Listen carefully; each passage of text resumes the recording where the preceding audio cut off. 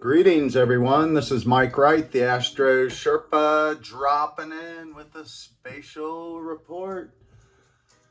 We're gonna see the moon has survived the eclipse, and it's hanging just below Jupiter there in Gemini, and it is gorgeous.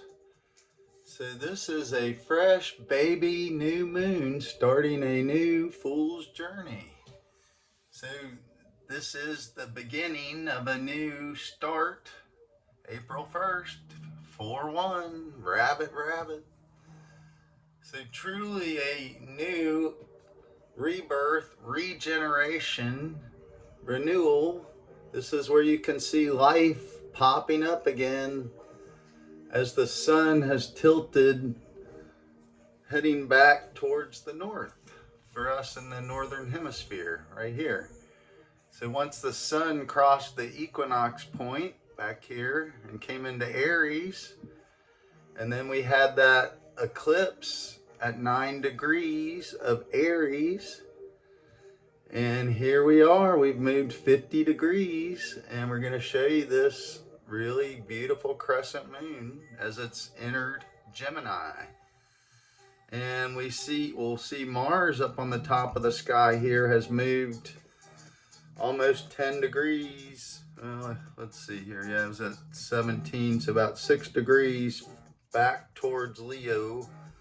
And Mars is in this trine with Saturn in Pisces and sextile. Both of those are sextile Uranus and Taurus. So this is a lot of water feeding this higher mind energy in the new earth. So we have one fin back in the old earth, Pisces, old time space, with Mercury and Venus both retrograding back here to meet up with the north node of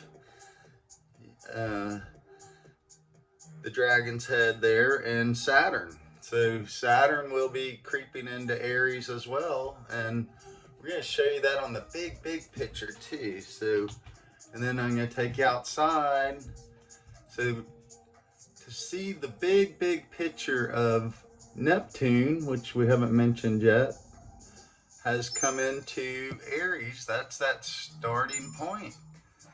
So let's get this situated and find Neptune. Pluto, there we go. So Neptune has crossed over this incredibly important point. Let's back this out.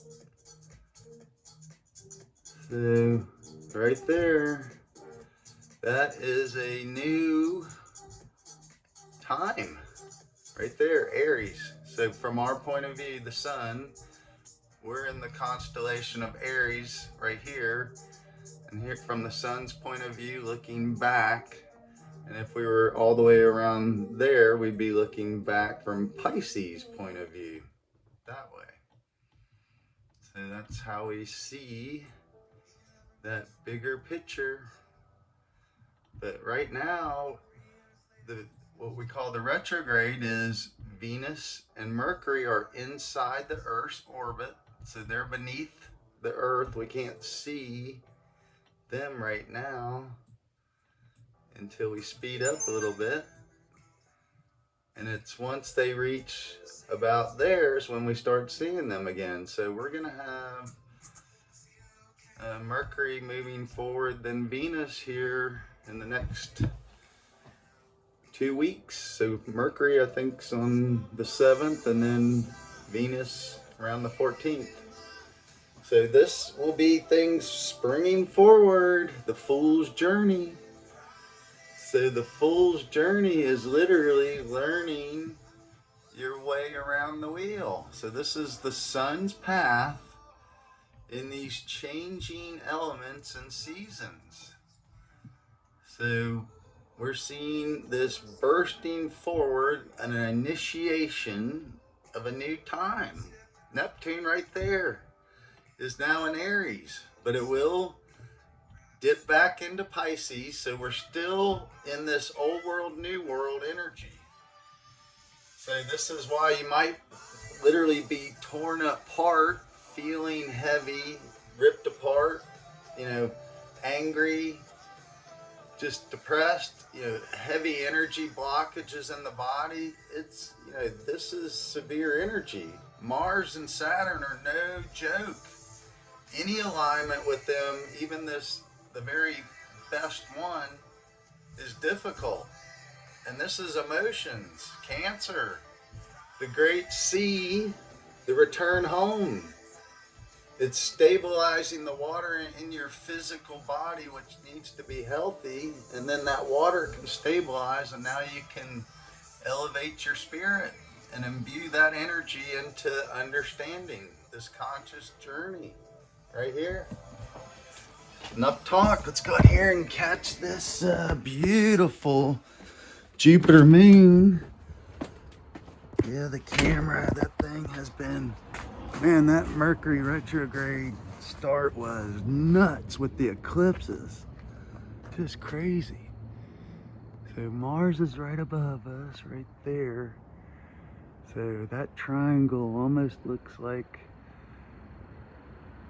one of those B-52 stealth bombers. Look at that. It's wild. And there's Jupiter and the moon. This is gorgeous. Man, the universe put on a show for us. So hope you're tuned up and tuning into these higher frequencies. AI's taking over all the search engines, you know, throwing these quick AI responses. So that is the moon coming up to Jupiter.